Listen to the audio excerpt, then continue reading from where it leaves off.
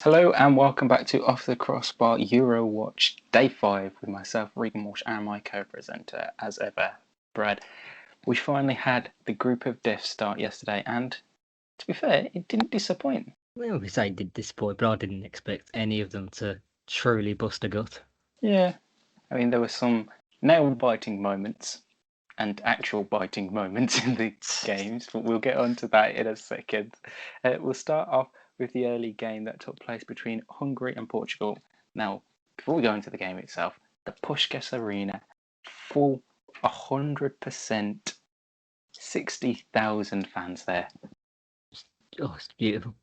Oh, Brings a tear to the eye. It's just the national anthems, the Viking clap. I'm getting chills, literal chills. I don't think Hungary can claim a Viking clap. Let's just they're Eastern European. Well, we'll call it the Eastern European clap then, whatever. But it was just so nice to see. Yeah, and then it all ended in tears. Yeah. So majority of the game close between themselves and Portugal.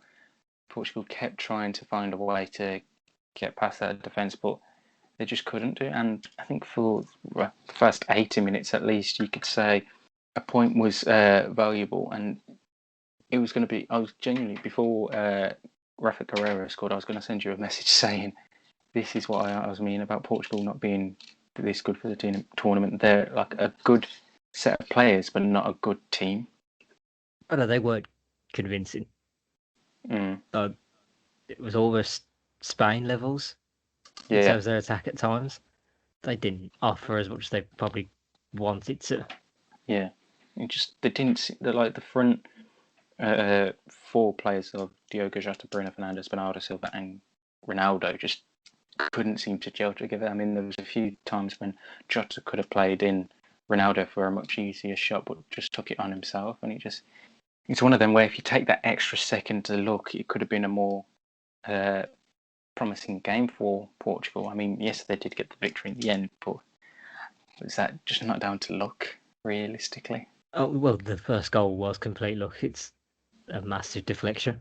Yeah. And even the crossing was a massive deflection. Yeah. The luck went their way in the end, but then the guy who always delivers came for it.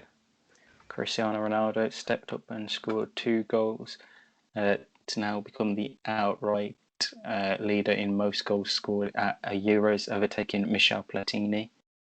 He's now on 11 goals, is it, or is it 10? It's 11 goals, but that's just not even. Because I still admire how much this guy just has people on absolute strings. It's like me included. I can't hate him but love him so much at the same time.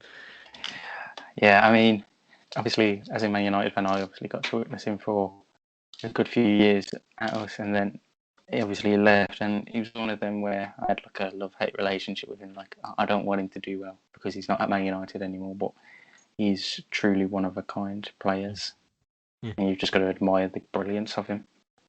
Yeah, you have to. Not that I can give him advice, but I just thought he was pretty quiet for the majority of this game. Yeah. Well, not quiet, but he just now that he starts playing as an out-and-out striker, it limits his impact on a game. Definitely, and I think you could see that a lot yesterday. It was more like you'd heard Diogo Jota, Bruno Fernandes, his name, more on the ball than you was hearing Ronaldo. I mean, even Bruno, like, it was stuck out wide. He was a bit quiet. Yeah, I'm not too sure what that system Fernando Santos was doing. Really, it just didn't seem to work. Realistically, and then again, I don't think much pleases Fernando Santos because if you saw the camera cut to him at 3-0 and he was still looking a bit pissed. Yeah. It was like, come on, mate. Yeah, second goal, Ronaldo's first again for a penalty. Again, Willie Orban gave that one away. That was just a bad 3-4 minute spell for him there, wasn't it? Deflection off him for the goal, and then Paul Bruno.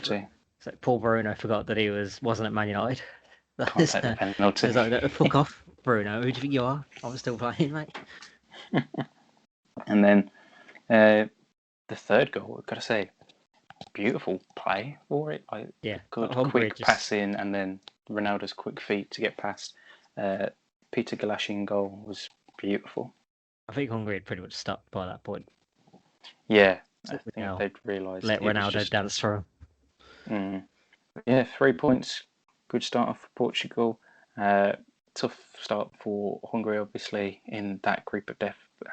But I think they'll take promise in the fact that the game after wasn't such a high scoring game, so it's not looking too bad for them. And I just hated the absolute insult that the referee gave them when they were through on goal. They score when Will knew was offside. Yeah, Just it's the worst rule ever. That one. There's no logic to it. No. It should be, if you can see it straight away, you flag, not wait until if he makes contact with the ball or goes on to score. No, just put your flag up straight away, because then fans will end up celebrating a goal that's not even a goal anymore, which is ridiculous. Just stop it. 3 times yesterday. Yeah, it's absolutely ridiculous. Well, then again, with those France ones, I also thought they were, well, not the first one, but the second one was definitely off. Yeah, the second one you could clearly see straight away was offside, so it was, like you say, just why delay it, just call it straight away. And speaking of the France game, they did play Germany in obviously the biggest game of the first set of fixtures for match day 1, and ended up winning 1-0, though it could have obviously been 3 if not 4-0. Mats Hummels did score the only goal, well, own goal of the game. Yeah, I think his body positioning for that was all wrong. Yeah, there's similarities, I guess, to the one Italy got against Turkey. Although he's not hit at it, but the timing, you got to body yourself, and you can't do it in that space of time unless you're a freak. Yeah, and then it was quite end to end and quite scrappy, I'd say, for quite a lot of the rest of that first half. Yeah, weird one. Like neither team seemed to give their 400%, but yeah, they just seemed to still. They kept losing possession so quickly, like 2-3 touches, and then they've lost possession already. And you're meant to be two of the world's best sides in A, football generally, and B, controlling possession and dominating a game. They just didn't seem to happen for either of them. Yeah, but from a France perspective, I wasn't surprised with how they did this. Yeah. They sat back when they were 1-0, but I completely expected that. Yeah. Then there's a goal disallowed 5 minutes from time from Kylian Mbappe. It was a beautiful goal. I'd have been very afraid to rule that one out. Yeah. That was absolutely brilliant. I mean, you got to say, although the midfield of Pogba and N'Golo Kante were just on another level, I think, although he didn't have the best of games, I think he still looked the most dangerous out of the forward lines for both teams. Mbappe. This guy said, I'm going to be the one they're talking about on Twitter by the end of this. Yeah. That one running, and then when Mats Hummels tackled him. That I've never openly so much of another player's gone, what? Like he was in his own half when he started running. And the defender had like a good 4 or 5 yards on him as well. Yeah. If we go off FIFA pace, Mats Hummels is slow as fuck. Oh yeah, but he did really well in getting the challenge back. And see, was he? Because when he gets the ball, he comes from behind on him. Yeah, but I don't know if he had a claim. I think he had a claim. I'm not too sure. And then a few minutes later, they had another chance ruled out. It was Karim Benzema that ended up finishing off a beautiful move between Pogba, Mbappe, and Benzema. But yeah, it was Pogba's initial ball to Mbappe that was offside, wasn't it? Yeah. But yeah, Spain. Oh, sorry, not Spain. I don't know why the fuck I said Spain there. France take it, obviously, 1-0. I think they're more likely to score goals against Hungary, as everyone is predicting, as they're like the weakest team in Group F. So I think if they can if they can grind that result out against Portugal, I think they'll be very happy. Yeah, it should be pretty simple for France now to get out of the group. Yeah. Germany, you gotta say, less than impressive, but it's one of them. Obviously, anything can flip in their group, as we've just completed match day 1, but they didn't look that impressive, you gotta say. No, At least Spain sort of had like an attack. Germany just had nothing. Yeah. Like, they didn't play a striker. Yeah. Like was it Gnabry in the video? He doesn't play there. Like, Yeah. if anything, Muller plays there more often than he does. Oh, 100%. It just made no sense as to why they did that. And then, like, the substitutions that they made, I mean, Timo Werner didn't do anything when he came on. He was offside at one point. It's okay, so he didn't do anything new then. Sane had a bit of impact, but again, not much. And then he took that free kick at the end. I was thinking, what did you shoot? Yeah, and then the two late subs of Emre Can and Kevin Volland again didn't do anything. I mean, they were the commentators were Volland hoping had more impact than most that front three did when he came on. Yeah, I mean, the commentators were hyping him up a lot from how his season was at Monaco, but it's one of them where that's Germany's squad. You're like, if only they had taken Florian Wirtz, the young 18-year-old. Yeah, I know you mean. I haven't seen as much of him, but I know they're highly rating him. He's had such a great season. I mean, he's not long turned 18. I think he was at the under-21s championship. Yeah, just gone, and they won that. So you're like, they know what to do. But yeah, very disappointing in the attacking third from Germany.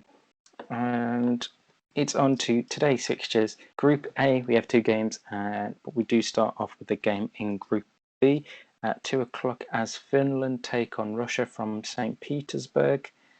Russia are in fourth place after losing their opening game 3-0, whilst Finland are in second. I think this game's going to be a close one. I can't call it either way, but again, looking back at match day one, Russia were really poor, weren't they? Yeah. Against Belgium. They were pretty bad. And Finland, I don't want to say it's hard to judge because of the circumstances they played in. Yeah. But they did still look good. And you don't want to take the victory away from them. Oh, no. I mean, Poanyan, Parlo and Pukki looked quite good up front. And I think that midfield looked really solid against Denmark in the second half. So I think there is definitely more positives looking back at their game and compared to Russia, because Russia just didn't offer anything against Belgium. That's what I think Finland are probably the favourites. Yeah. I think they do win this. I'd have to agree with you. I think... Which in context of Group B is pretty mad, because then they'll have 6 points and then less... Denmark beat Belgium tomorrow. Yeah, literally Belgium have to win that tomorrow to have any hope of getting first. Yeah, I think Finland are going to be all over this one. Then next up we return to Group A as Turkey take on Wales. Turkey sit bottom of the group after losing their opening game 3-0 to Italy, whilst Wales are in second after a 1-1 draw with Switzerland. I don't know what to make of this game. Yeah, Turkey won't go about this the same way they did the Italy game. No. I expect them to be more attacking. Yeah, because Wales aren't the most attacking of teams. No. But if there's ever a chance for Wales, it's this one. And I think if Dan James has a good game like he did the other day, I think he could be a real threat for Turkey's right back. Yeah. Because he was really promising in their opener against Switzerland. Yeah, and for Turkey, it's pretty much feedy almost. And if you think about it, the game against Italy, what was it was the left side where they had their most success with Spinazzola and Insigne. So again, if Bale turns up in this, then he should run right. Yeah, it should be pretty easy for him. But I feel like I can't ignore what could potentially be a slight home advantage for Turkey, because there's the Turkey-Azerbaijan relations, and in fact there's going to be a lot of Turkey fans travelling. Yeah, I mean, it is next door to each other, aren't they, Turkey and Azerbaijan? I think they're basically referred to as cousins. I don't know who by, but I've never heard that. I think that was actually used in a commentary line. I shouldn't have stole it. And then the final game today sees Italy take on Switzerland. Italy obviously top of the group, winning their opening game, and Switzerland are in third after drawing with Wales. Again, Italy have the home advantage playing at the Stadio Olimpico in Rome. I don't expect Switzerland to be massively attacking. I could see them sitting back just as much as Turkey were. Yeah, it's got a very similar feeling to how that Turkey game played out. I've got a feeling. Obviously, they've got the goal threat of Brill and Bolo up top. Seferovic looked pretty lively against Wales if he's seen as their outlet. Yeah. Could be all right. But I don't expect to see Kevin Mbabu as attacking in this game as he was against Wales. Yeah. Because he got quite high up. But you got to look at Insigne and Spinazzola on their left, and it's going to be contradicting. So I expect him to be more defensive in this game than he was against Wales. And what's the latest on Verratti? Is he still out, or? I think there's potential he could play, but I'm not 100% sure if he is fit for this game. I mean, they don't need him. Well, yeah. I mean, Jorginho put on an absolute masterclass the other day, so like you said, he wasn't really needed in that game. But yeah, it's going to be a very interesting day as we get on to our second round of fixtures. Sorry, not third. We're not there yet. Still a long way to go. Yes. Right, look back on our predictions yesterday. We both got the Portugal game right, and I got France beating Germany. So again, it's now me looking good into. Technically, I would have been right if Matt Sowell knew where his feet were. Well, yeah, but he doesn't, so you were wrong there. Looking at today's games, what are you going to go for? Pretty straightforward. I think Finland win. Yeah. I think Wales, Turkey's a draw. Yeah. And then I think Italy win. Yeah, I agree with you on all three. I think it is pretty straightforward in all three of them games, like you said. Right. Bit of other news before we finish. Not obviously you're related. The Premier League released their fixture list for this forthcoming season this morning. Stand-up games on match day 1 are obviously Tottenham playing Manchester City in the opener and Man United playing Leeds as well. Obviously, them two games are going to be picked for television, which will be sorted in the coming weeks. Well, so they were going to announce them today as well, but I don't think they do. I think they usually wait like a week or two. But there's going to be a load. There's a load of TV potential fixtures in that, like Brentford, Arsenal, almost certainly as well. I think Norwich, Liverpool probably gets in it. Yeah, they'll probably want Watford on as well against us. Yeah, try and get like 2, if not all 3 promoted teams and the champions on. Yeah, that's the usual way. But just a shout out of Norwich, have you seen their first 5 fixtures? Yeah. Good lord. It's not looking it almost makes them want to go back down to the Championship again. I mean, even Man City, their first 5 games or so isn't very good. I mean, they play Tottenham first, then they travel to Norwich, then they have Arsenal, Leicester, Southampton, Chelsea, and then they start October off with Liverpool. Like, that's not an easy run for Pep Guardiola's side. No. In terms of Villas as well, I don't think there is a period, at least right now, without rescheduling, in which we have like a terrible run of fixtures. Yeah.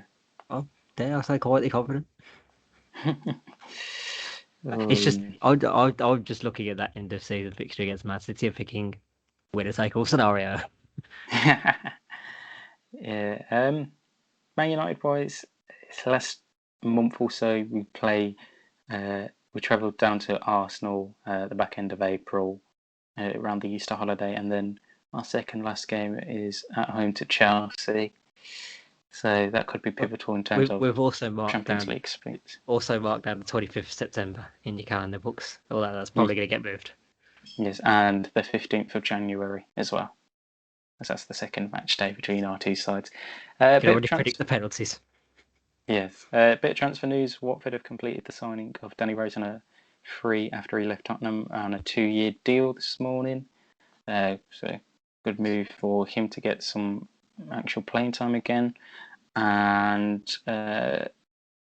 Gianluigi Buffon and Gianluigi Donnarumma are expected to complete their moves as well this week to their respective clubs. Donnarumma joining PSG and Buffon heading back to Parma, where it all started 20 years ago. So that is going to be very good to see. Right, that is everything. Talking points. We'll be back tomorrow to obviously review today's games and look ahead to the games that will be taking place tomorrow. Until then, make sure you like, comment, and subscribe. Turn on post notifications so you never miss a post of ours. And go follow us on Twitter for any more updates regarding contracts and play situations and stuff around this Euros. And until then, it's goodbye from me and goodbye from Brad. See it. We'll see you soon.